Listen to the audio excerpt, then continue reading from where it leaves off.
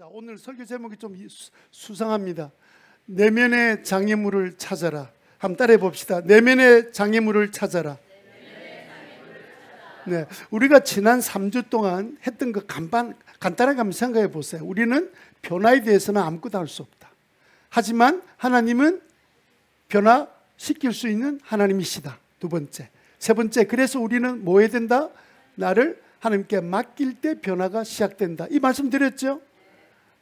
거기서 오늘 3주 보냈는데 그렇게 말씀하고 난 다음에 제 마음속에 하나의 고민이 생겼어요.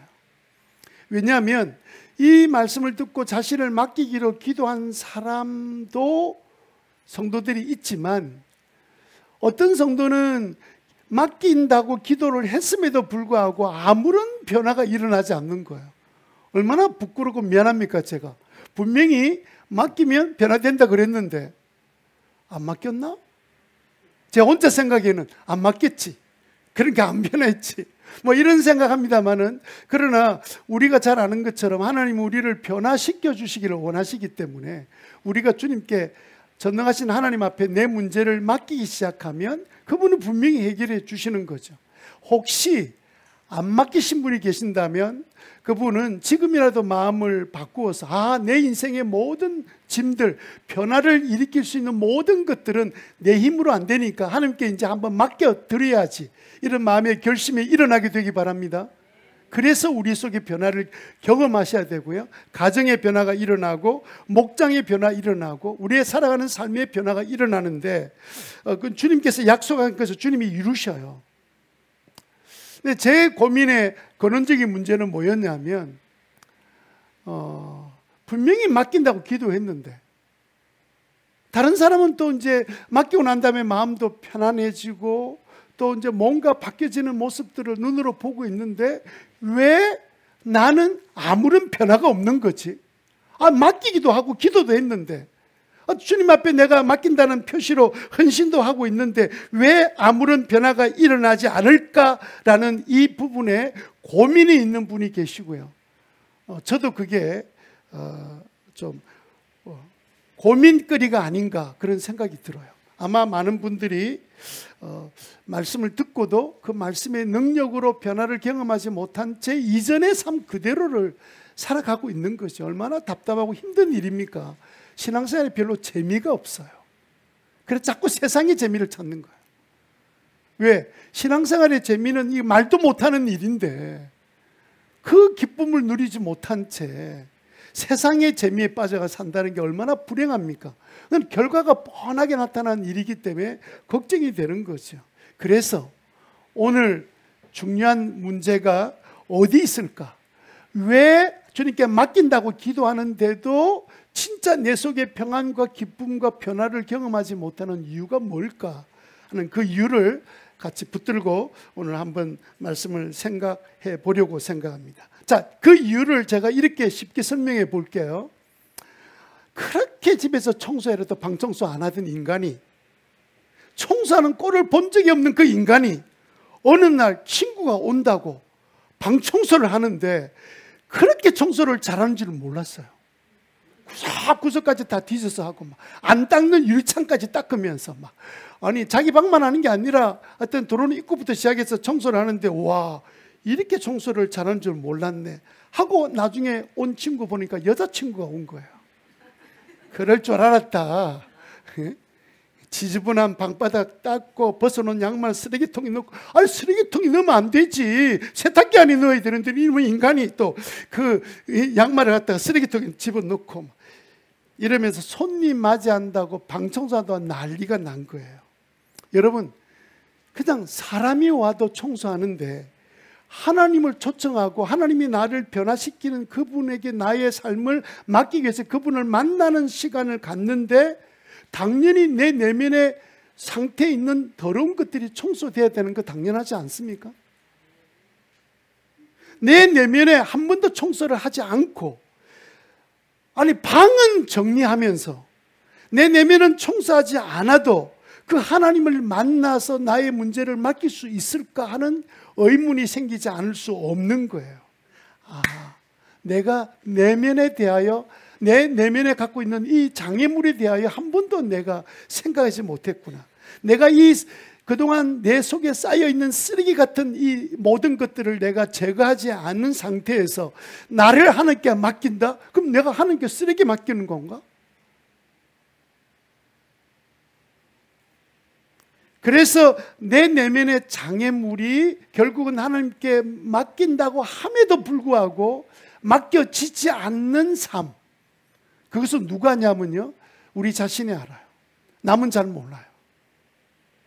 그래서 우리가 오늘 내 안에 있는 내면에 있는 장애물이 뭔지를 찾아 나가다 보면 놀라운 사실을 우리가 발견하게 됩니다.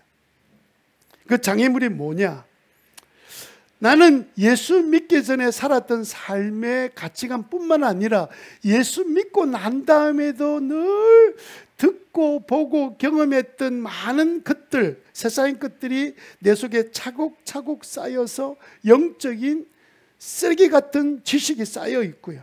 게다가 과거에 상처받은 것이 내면에 치유되지 않는 상태에서 쌓이고 쌓여서 쌓이면 그 인간만 생각하면 지금도 일어나는 거예요. 그냥 막 분노가 사라지지 않는 거예요.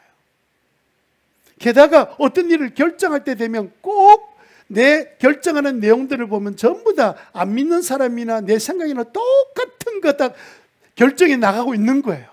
어떻게 예수 믿는데 어떻게 이런 일이 일어날 수 있을까? 그러니까 어떻게 보면 나의 마음속에 있는 사고방식, 생활방식들이 그대로 나를 만들어 놓았는데 이 상태 그대로 있으면서 하나님 나를 맡긴다고 할 때 이게 맡김이 잘 안 되는 거예요. 하나님이 문제가 아니에요. 내가 솔직히 내 이런 상태에 있으면서 그냥 이거 나를 주님께 온전히 맡깁니다는 이 고백이 되려면 사실은 우리가 먼저 해야 될 게 뭐냐면 손님 받기 전에 내가 내 방을 청소하는 것이 당연하듯이 내 내면을 살펴봐야 되는 거예요. 오늘은요, 다른 관심을 오늘하고 이번 주는 다른 데 관심 쓰지 말고 내 내면에 갖고 있는 장애물이 뭘까? 하나님을 더 믿고 변화될 수 있는 삶을 약속받았는데 그 신나는 삶을 누구는 살고 있는데, 반달곰도 살고 있는데 인간이 돼가지고 못 살고 있을까? 이상 안 합니까? 저는 참 이상해요. 인간들 보면 참 이상해. 곰도 그렇게 사는데 왜 인간들은 그렇게 못 살까? 미안합니다. 제가 안 해야 될 말을 한 거예요. 그래서 여러분들이 그냥 내 안에 뭐가 있다는 걸 어떻게 아냐면요, 그냥 어떤 사람 생각, 해석만 해도 분노가 일어나고 어떤 억울한 일 당한 것이 지금도 생각하면 눈물이 나고 아직까지 치료가 안 된 상태에서 내 안에 이 상처가 쌓여 있는 거예요. 상처가 쌓여 있어요. 이 상처를 제거해야만이 내가 주님에 대한 신뢰가 마치 부연 것이 있을 때, 유리창이 있을 때는 밖에 안 보이다가 싹 딱 닦고 나면 밖에 환하게 보이고 아름다운 자연의 경치를 마음껏 누릴 수 있는 것처럼 하나님의 엄청난 축복을 누릴 수 있는데도 불구하고 나를 가리고 있는 어떤 장애물이 내 안에 있다는 거예요. 주님의 십자가의 사랑으로 용서받고 자녀되고 사역자로 부름받고 놀라운 약속을 받고 보혜사 성령께서 우리에게 오셔서 은혜로 살고 있는데도 불구하고 우리는 뭘 잊어버리고 있냐면 내 안에 여전히 죄성이 있다는 사실을 잊어버리고 있는 거예요. 우리는 예수 믿고도 내가 마음을 열어놓은 채 있으면 얼마든지 나를 넘어지게 하고 유혹하게 하고 쓰러지게 하는 것들이 끊임없이 올 때 이걸 내가 차단할 수 있는 능력이 내게 없는 것도 여러분 생각하셔야 돼요.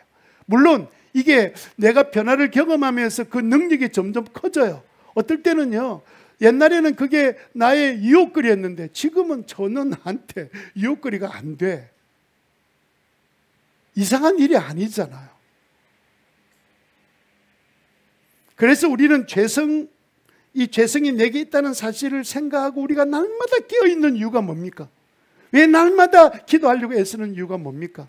하나님의 은혜를 내가 마음껏 누리는데 방해되고 있는 내 안에 있는 죄성으로 생기는 쌓여있는 쓰레기를 내가 제거하지 않으면 더 넘치게 받을 축복과 은혜를 누리지 못한단 말이에요. 그게 답답한 거예요. 한번 따라해 봅시다. 은혜로 살지만 죄성도 있다. 그러면 그 죄성은 어디서 시작됐습니까? 인류의 조상인 아담 하와가 하나님 먹지 말아라, 먹으면 죽으리라고 말씀하셨음에도 불구하고 마치 자기가 하나님이 될 수 있겠다는 그 유혹에 빠져가지고 선과학을 알게 하는 과실을 먹는 순간에 눈이 밝아졌어요. 근데 문제는 뭡니까? 상대방의 잘못이 눈에 보이는 거예요. 그래서 주님 나타나서 책망할 때 그 하와가 자기 잘못을 인정하면서 하나님, 제가 먼저 먹자고 제가 남편을 설득했습니다. 제가 문제입니다. 아니야, 내가 남편인데 그 가정을 제대로 책임지지 못한 나의 문제였습니다. 하나님, 이렇게 했습니까? 그랬나요? 그래, 안 했죠. 우리도 그렇게 잘 안 하죠. 어떻게 합니까? 하나님, 왜 저 뱀 만들어가지고 나를 유혹하도록 만듭니까? 하나님, 저 여자 내가 언제 만들어달라 그랬습니까? 여자 만들어줘가지고 왜 나도 넘어지게 만듭니까? 나중에는 서로 공격하다가 결론은 누구 원망이에요? 담임 목사 원망하는 거예요. 아, 미안합니다. 우리 담임 목사 하나님이시니까 하나님 원망하는 거예요. 늘 결론이 하나님 원망하는 거예요. 후손인 우리들도 비슷합니다. 그래서 생긴 단어가 뭐예요? 부전자전. 그 부모의 일을 이은 자녀 우리도 비슷하다는 거예요.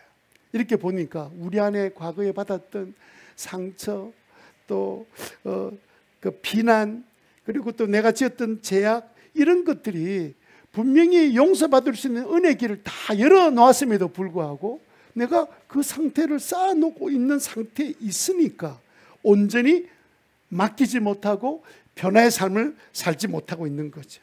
그래서 이 문제의 원인자가 나라는 사실을 인식하는 거 굉장히 중요한데, 희한하게도 아담 하와의 자손인 우리들은 문제가 생기면 원인을 상대방에게 돌리는데 아주 탁월한 능력을 갖고 있는 거예요. 저부터 그래요.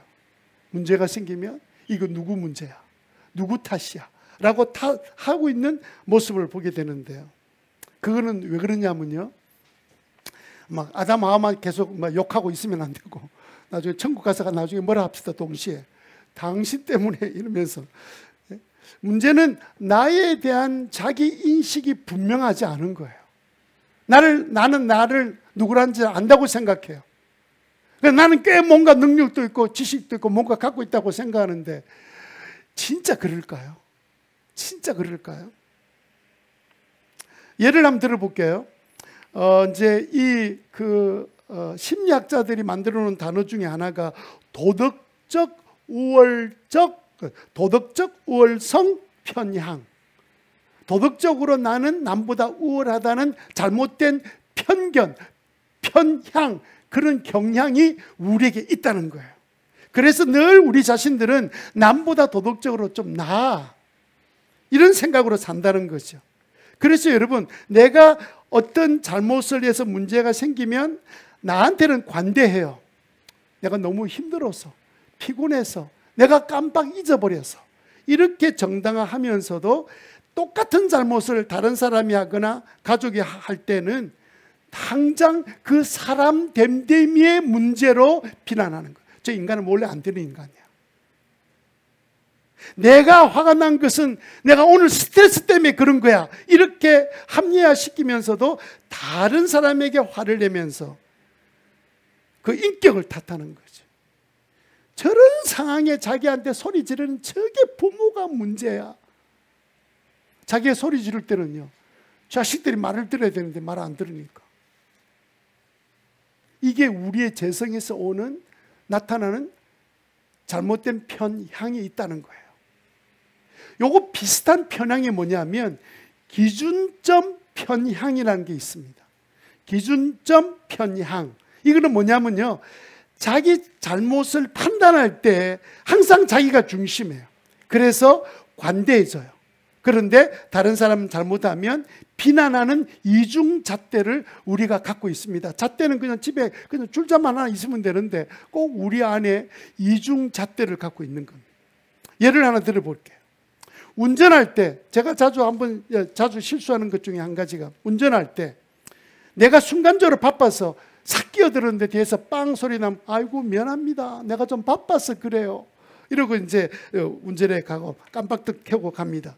그런데 다른 인간이 확 끼어들면 저런 싸가지 없는 인간이 다 있나? 저런 놈들이 운전해서 문제야 하면서 그때부터 ABC 영어 공부하는 거예요. 영어도 써먹고 막 이렇게 하는. 이게요, 성격의 문제로 자꾸 생각하기 전에 이거는 근원적으로 우리의 재성에서 시작된 거예요. 만약에 성격의 문제로 자꾸 생각하면요, 성격 고치려고 계속 노력해요. 문제를 정확하게 내가 나의 문제를 정확하게 인식하게 되면 그때는 방법은 그 다음에 따라오게 되어 있습니다. 오늘은 그냥 발견하는 데만 관심을 가지시면 돼요.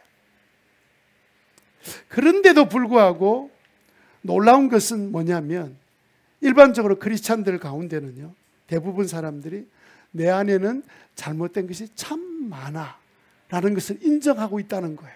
한번 따라 합시다. 내 안에 잘못된 것이 많아. 여러분 인정하시죠? 인정하면 아멘 해봅시다. 네, 그거 저도 인정해요. 다 인정하는. 그러니까 변화의 가능성이 있는 거예요. 하나님이 우리에게 예수 믿고 난 다음에 내 안에 새로운 피 좀 만드실 때 잘못한 것에 대한 뉘우칠 수 있는 기능을 회복시켜 주셨구나. 내가 잘못한 걸 내가 깨닫게 되는 거죠.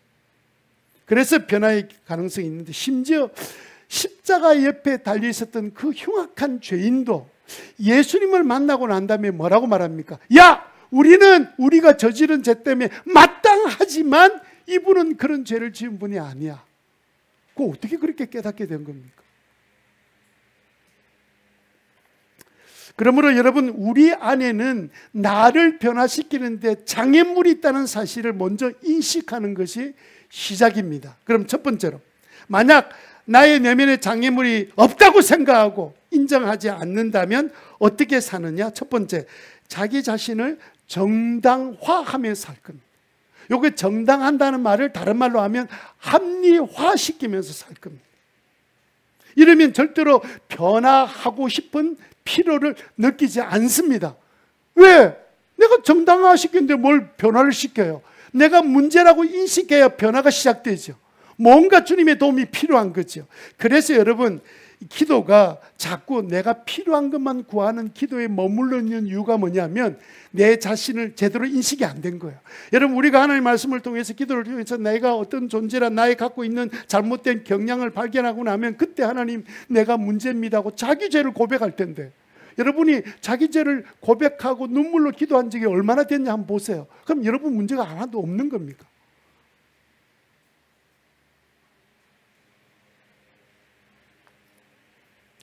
다르게 말하면 본능에 따라 살아가면서 자기는 항상 옳은 기준에 있다라고 생각하는 착각에 빠져 산다는 거예요. 잠언 16장 2절에 그래서 하나님 이렇게 말씀하셨습니다. 같이 한번 읽어볼까요? 같이 읽습니다. 시작. 사람의 행위는 자기 눈에는 모두 깨끗하게 보이나. 누가 제일 정확하게 잘 알아요? 하나님은 나를 잘 안다. 그래서 우리가 하나님 말씀을 묵상하고 말씀을 내 마음에 담을수록 하나님처럼 볼 수 있는 눈이 생기는 거예요. 그 다음에 21장 2절 말씀, 같은 말씀입니다만 조금 다르죠. 다 같이 시작. 사람의 행위는 자기 눈에는 모두 옳게 보이나 주님께서는 그 마음을 꿰뚫어 보신다. 그래서 사람은요, 항상 억울하다고 생각하는 거예요. 자신이 항상 옳다고 생각하기 때문에, 나는 그래도 반듯하고 그래도 정직하고, 이런 생각 가운데 우리 마음속에 뭐가 있냐면 이런 마음이 생긴 거예요. 그래도 내가 부족해도 네보다는 나. 이 마음이 끊임없이 우리를 붙들고 있는 거예요. 그러니까 자기 잘못에 대해서 정당화시키고 있다는 사실을 놓치고 살아가는 거죠. 이 생각이 있는데 어떻게 다툼이 안 생기겠습니까? 끊임없이 다툼이 생깁니다. 성경은 네 자신이 문제라고 시작하고 있는데 아예 그렇게 안 하고 지가 문제지 이렇게 시작되는데 내 문제가 보이겠습니까? 내 인식이 안 되는 거예요. 예를 들어 봅시다. 막 나가는 집안이 있습니다. 남편은 알코올 중독자, 아내는 마약 중독자, 이렇게 산다고 한번 가정해 봅시다. 이런 가정 없습니다. 이런 가정이 있다고 생각해 봅시다. 알코올 중독자인 남편은 마약 중독자인 아내에게 할 말이 없을까요? 이렇게 말할 것 같아요. 적어도 말이야, 나는 약쟁이는 아니야. 이렇게 말할 거야. 그러면 마약 중독자인 아내는 알코올 중독자인 남편에게 뭐라고 비난할까요? 적어도 나는 술 주정뱅이는 아니야. 나는 길가에서 술 주정을 부리지는 않아.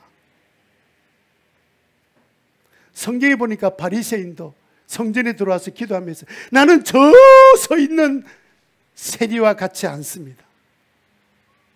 항상 자기를 보는 게 아니고 자꾸 남을 보면서 자기의 더 나은 점을 찾으면서 자기 합리화시키면서 위로받는 거예요. 변화가 안 됩니다. 그래서 여러분, 우리가 항상 남보다 낮게 여기는 그 경향이 왜 생겼는가? 그 이유는요, 그 이유 중에 한 가지는 내가 내 자신을 정확하게 몰라서 그래요. 나를 잘 모르는 거예요. 연구가였던 타사 유리라는 사람이 5,000명을 대상으로 10번의 연구를 시행한 결과 어떤 걸 발견했냐면, 거의 모든 사람이 자신은 자기 인신력이 있다. 나는 나를 잘 알아. 이렇게 생각하는데 실제로 연구를 10번 하고 나니까 대상 5,000명 중에 자기를 어느 정도 알고 있는 사람은 10%밖에 안 되더라는 거예요. 그런데 전부 다 자기는 자기를 잘 알고 있다고 착각하고 산다는 거예요. 코넬 대학, 미국 코넬 대학의 토마스 길로비치라는 교수는 고등학생 100만 명, 미국에 있는 고등학생 100만 명을 조사를 했는데 그 중에 70%는 자신은 그래도 리더십의 평균 이상이다라고 생각하는 조사를 해서 결과가 나온 거예요. 70%, 고등학생 70%가 자기는 리더십이 있다고 생각해요. 뭐 어떤 일을 맡기면 친구들을 동원해서 일을 낼 수 있다고 생각한다는 거예요. 그런데 더 재밌는 거는 뭐냐면 자기는 그런 리더십의 평균 이하야라고 조사에 자기를 생각한 사람은 2%밖에 없다는 거예요. 자, 그건 이거 학생 이야기고 교수 이야기를 한번 해봅시다. 가르치는 대학 교수 대상을 조사를 했는데 94%가 자신은 적어도 교수로서 평균 이상의 일을 해내고 있다라고 교수들이 94%가 말했습니다. 대답했습니다. 여러분, 대학 다닐 때 교수님 중에서 진짜 잘 가르친다 생각하는 분이 몇 분 됩니까? 여러분 학교 다닐 때 초등학교, 중학교, 고등학교 학교 다닐 때 진짜 저분 잘 가르친다 한 분이 몇 분 됩니까? 그런데 가르치는 사람들은 94%가 난 잘 가르치고 있어. 그 중에 한 사람이 접니다. 저는 잘 설교 잘하고 있어. 이 바보덩실아, 그건 네 생각이지. 네 꼬라지를 알아라. 그래서 고대 도시 델포에 가면 아폴론 신전이 있는데 그 앞에 뭐라고 적혀 있냐면 유명한 문구가 있지요. 네 꼬라지를 알아라. 네 자신을 알아라. 소크라테스의 유명한 말을 거기다 붙여놨습니다. 소크라테스가 생각할 때는요, 쓸데없는 것들은 너무너무 많이 아는 거예요. 돈 버는 방법, 노는 방법, 어디 가서 맛집이 있고는 다 아는데 문제는 뭐냐면 지 꼬라지를 모르더라는 거예요. 어리석은 사람은 자기를 모른다는 거예요. 자, 그러면 우리 인생을 만드신 하나님이 우리를 향해서 뭐라고 평가하고 말씀하실까요? 자, 로마서 3장 9절 12절 말씀 우리가 조금 전에 읽었습니다. 이거는요, 하나님이 우리 인생을 아주 그냥 있는 그대로 딱 설명한 내용입니다. 같이 한번 읽어보겠습니다. 성경에 이렇게 기록되기를. 아닙니까? 네네, 미안합니다. 제가 9절부터 했는데 10절을 붙들고 있었네. 9절부터 한번 읽어보겠습니다. 시작! 무엇을 말해야 하겠습니까? 유대 사람이 이방 사람보다 낫습니까? 전혀 그렇지 않습니다. 우리는 이미 지적하였습니다. 10절에 성경에 이렇게 기록되어 있습니다. 의인은 없다. 한 사람도 없다. 깨달은 사람도 없고 하나님을 찾는 사람도 없다. 12절에 모두가 곁길에 빠져서 쓸모가 없게 되었다. 선한 일을 하는 사람은 없다. 한 사람도 없다. 야, 하나님은요, 우리의 모습을 그대로 그렇게 말씀하셨어요. 그러니까 우리가 우리에 대해서 하나님의 은혜 받은 하나님의 자녀가 분명한데 그럼에도 불구하고 내 안에는 뭐가 있다?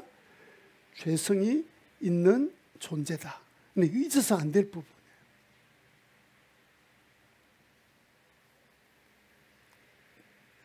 그러면 내 안에 있는 내면에 나를 변화시키는데 내 내면에 걸림돌, 장애물이 있다면 어떻게 찾을 수 있을까?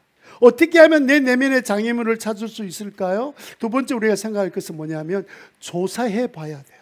조사해 봐라. 조사하라. 시작. 조사해야죠. 아니 뭘 치우려고 하면 먼저 뭐가 있는지를 알아야 될 거 아니에요. 그러면 내 안에 나를 조사해 봐야 되는 거죠.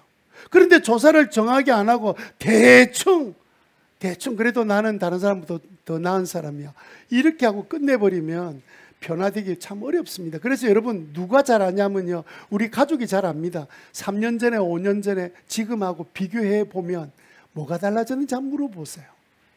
무슨 변화가 일어났는지. 미안합니다.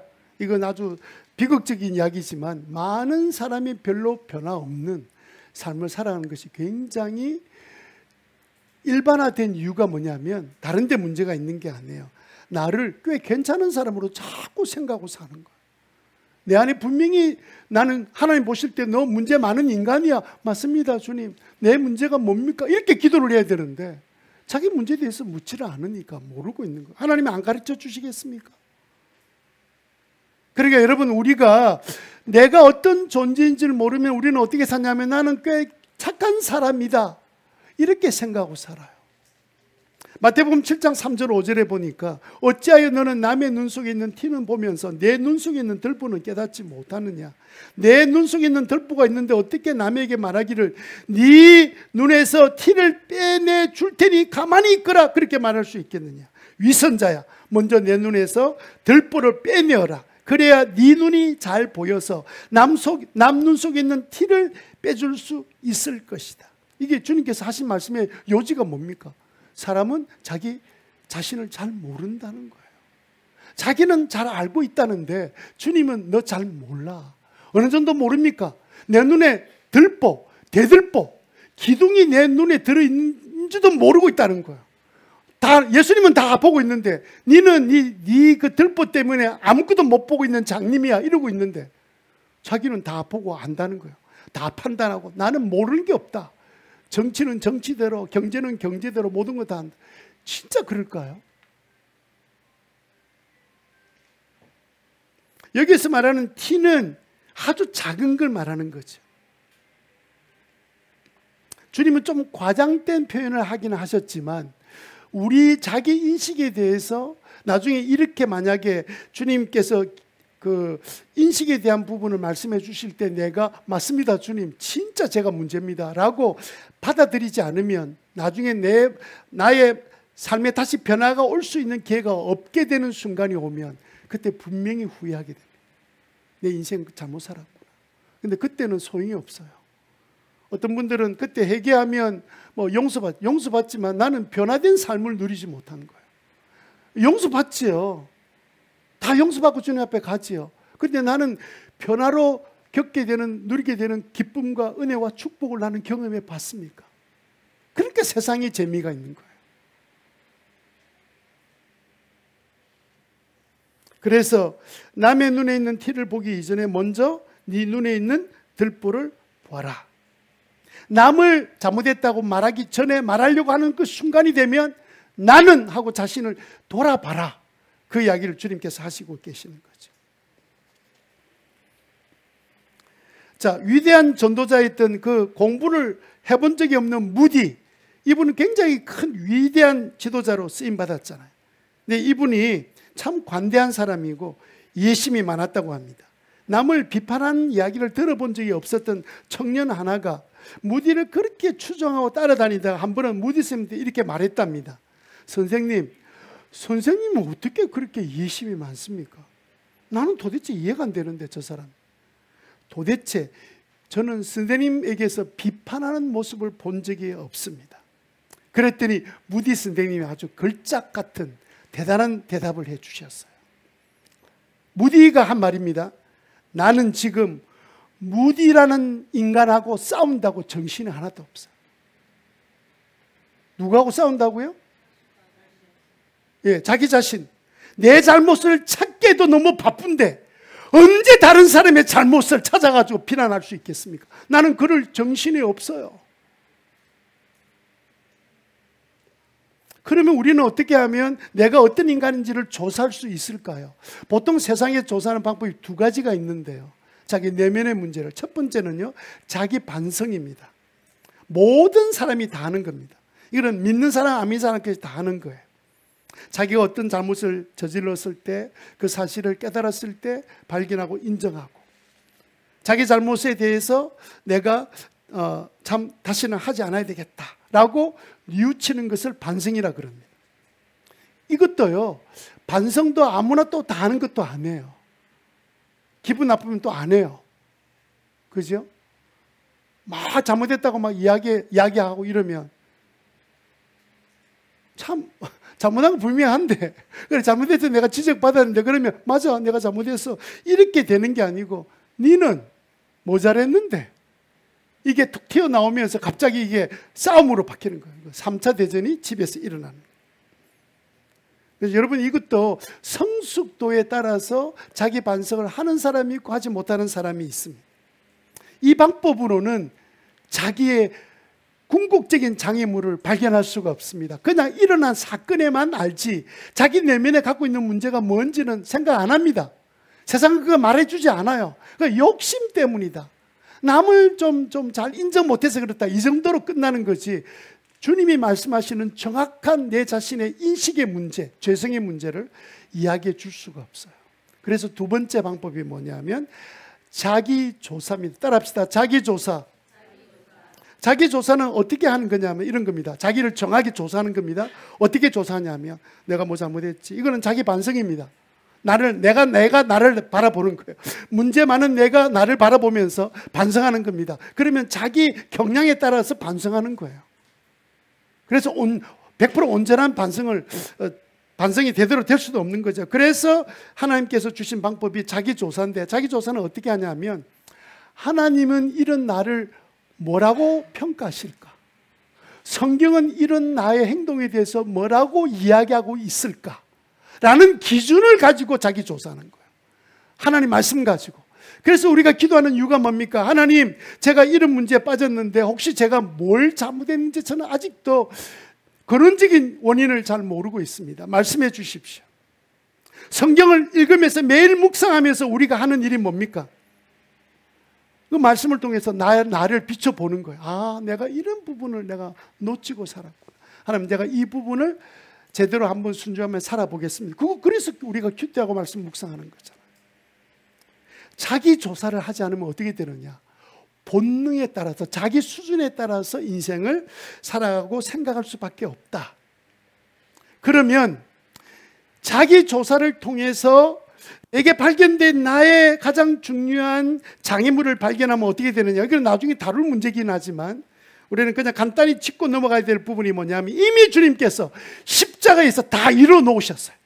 그런데 내가 수용하는 방법은 뭐냐면, 십자가 앞에 가서 주님, 나의 장애물을 제가 발견했습니다, 제거해 주십시오 라고 하면 주님께서 말씀하십니다. 그래, 이미 제거되었단다, 내가 제거해 놓았어 라고 말씀해 주실 거예요. 그래서 우리는 십자가 공로를 믿고 주님 앞에 나가서 나의 이 내면의 장애물을 주님 용서하여 주옵소서, 제거하여 주옵소서. 누가복음 23장 41절에 보면 이런 말씀 나오죠. 그때 한편 강도가 했던 말입니다. 같이 한번 읽어보겠습니다. 시작. 우리야, 우리가 저지른 일 때문에 이분은 아무것도 잘못한 일이 없다. 그리고 나서 그가 예수께 말하였다. 이분은 아무것도 잘못한 게 없다. 주님을 보니까 주님도 보이고, 주님이 보이니까 내가 보이기 시작한 거야. 나는 진짜 마땅히 받을 벌을 받고 있는데 예수님은 그런 벌 받으면 안 되는 분이야. 이게 어디서 나온 겁니까? 자기 조사에서 나오는 거예요. 여러분은 무슨 기준을 가지고 자기 생각이 옳고 그름을 분별합니까? 말씀과 기도로 하시기를 바랍니다. 말씀하고, 말씀 읽고 기도하면 주님께서 우리에게 말씀해 주세요. 자, 세 번째로, 마지막으로, 그러면 나의 장애물을 발견하면 어떤 삶을 살게 되느냐? 세 번째로, 변화의 기쁨을 누립니다. 뭘 누린다고요? 변화의 기쁨. 장애물 하나 발견했습니다. 우리 안에 장애물 많습니다. 그 중에 하나를 발견하고 하나님 앞에 깨닫고, 하나님, 내가 이 문제가 있었네요. 주님, 이 장애물을 주님 제거해 주십시오. 십자가를 제가 믿습니다. 주님이 해놓으신 그 은혜 공로를 믿습니다. 라고 하고 나면 그 부분에 대해서는 나 안에 기쁨이 생기는 거예요. 자유하게 된 거예요. 자유를 누리게 되시기 바랍니다. 내 죄성을 깨닫고 인정하고 도움을 구하는 순간에 나는 변화의 기쁨을 그때 누리기 시작하는 거예요. 예를 하나 들어드릴게요. 수십 년 동안 양치질을 그렇게 하라 했는데도 불구하고 했다가 안 했다가 뭐 이렇게 하면서 그냥 오자마자 들어누고 자고 막 이렇게 해서 어느 날 보니까 진짜 이빨이 막 안 좋은 거예요. 그런데 너무 힘들고 아프고 고통스럽고 피가 날 때도 있고 이래서 병원에 가고 싶은데 병원에 가면 선생님한테 엄청난 결과를 선포받을 게 겁이 나가지고 치과에 못 가는 거예요. 가면 내 이빨이 도대체 무슨 병에 걸렸다고 이야기할까 두려워서 이제 치과도 못 가고 있는데 어느 날 너무 견딜 수 없는 상태에 이르니까 나 모르겠다 하고는 이제 치과에 간 거예요. 치과에 가서 보니까 치아 상태가 형편없이 엉망진창. 치주 질환에다가 잇몸 치료도 해야 되고 잇몸 치료도 그냥 하는 게 아니라 안에다가 마취를 해가지고 안에 다리 긁어내야 되고 게다가 또 썩어 빠지는 것도 많은데 썩은 것도 꼭 밖에서 썩은 게 아니라 안에서 썩은 것도 있고 그래 끄집어내니까 7, 8개를 다 뽑아가지고 전부 다 임플란트를 해야 돼요. 도디 계산해 보니까 한 2천만 원 정도 들어. 큰일 났다. 2천만 원 빚내야 되는구나 하고 이제 2천만 원 이거 이제 치료를 해야 되겠고 2천만 원 해야 되겠는데 빚은 어떻게 갚을까라는 마음이 생겼는데 돌아오면서 편해진 것 한 가지는 뭐냐면 두려움이 사라진 거예요. 아픔, 원인이 뭔지를 알아야 될 두려움은 사라진 거예요. 나는 뭐만 하면 돼. 2천만 원만 만들면 돼. 어쨌든 간에. 이제 그렇게 내 마음에 평안이 온 거예요. 몰랐을 때는 늘 두려워하면서 아플 때마다 이러면서 나는 치과를 안 갈 거야. 치과 의사들 다 도둑놈들이야. 뭐 이러면서 막 남한테 막 그냥 쓸데없는 소리나 하고 이러면서 안 가고 있다가 어쩔 수 없이 갔는데 가서 딱 진단을 받고 내가 상태가 어떤 상태인지 알고 나니까 돈이 문제인데 요즘은 임플란트 하고 나면 얼마든지 건강하게 이빨을 씹을 수 있다는 사실을 제가 확인하고 있기 때문에 내 말이 맞습니다. 그러니까 집사람은 저를 볼 때마다 돈덩어리 그래요. 자기가 벌어서 나한테 돈 준 적도 없는데 돈덩어리. 그러니까 여러분 보세요. 우리가 자기 인식만 제대로 하면 그 길이 보이고 기쁨이 있고 변화가 될 수 있는 일인데도 불구하고 쓸데없는 고집으로 나는 괜찮은 사람인데 이러면서 계속해서 자기 반성 정도에 머물러 있는 사람은 변화의 기쁨을 누릴 수가 없는 거예요. 이제는 마음껏 씹을 수 있는 순간이 오는 걸 그 기쁨을 누리지 못하고 씹을 때마다 아야 그럼 뭐 먹고 살 겁니까? 제가 뭐 치과 광고하고 있습니다. 여러분 우리가 원인을 아는 순간에 우리가 오는 기쁨은 뭐냐면요 편안입니다. 편안. 두려움이 사라지는 거예요. 그런데 나를 모르는 사람은 계속 아파하며 인생을 살아야 돼. 맨날 원망하고 불평하고 그러면서 인생을 살아야 돼. 그러니까 신앙생활을 하는데 기쁨은 없는 신앙생활을 하게 되는 거예요. 그래서 처음에는 남이 날 잘못을 지적하면 막 화가 나가지고 막 속이 막 이러다가 어느 날 내가 자꾸 하나씩 발견해서 치료를 하는 동안에 알게 된 이유는 뭐냐면 어느 날 잘못한 거 이야기하는데 맞아요. 그게 내 문제예요 사실은. 전에 같으면 열받아가 지가 뭔데 지는 뭐 잘하는데 막 이래가지고 열받았는데 지금은 그 말 맞아요. 아이고 나 이게 잘 안 돼요. 이런 여유가 생긴 거예요. 내가 자유하고 있다는 겁니다. 내가 이제 기쁨을 누리고 있다는 거예요. 변화의 가정 속에 가고 있다는 거예요. 그럴 때 하나님이 얼마나 기뻐하시겠습니까? 이야, 너 이제는 내가 원하는 것들을 하고 있구나. 그래서 예수님께서 십자가에 있는 그 마지막 순간에도 한 사람 영혼을 구원하려고 그 양편의 그 강도가 있었음에도 불구하고 그 한편 강도가 예수님 보면서 깨닫고 난 다음에 뭐라고 고백합니까? 누가복음 23장 42절에 이런 고백하는 거예요. 주님을 알고 나를 알면 이런 고백할 수 있습니다. 시작. 예수님, 주님이 주님의 나라에 들어가실 때 나를 기억해 주십시오. 나를 데려가 주십시오. 이렇게 표현은 못하지만 나를 기억해 주십시오.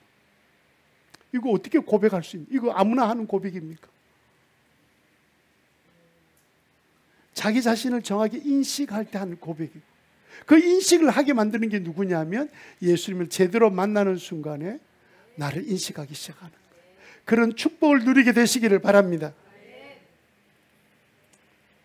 신앙생활 할수록 나의 연약함을 인정하면 할수록 점점 자유하는 삶을 삽니까? 아니면 여전히 나는 남편에 대해서, 아내에 대해서, 가족에 대해서, 누구의 직장 상사에 대해서 여전히 내 속에 분노가 사라지지 않습니까?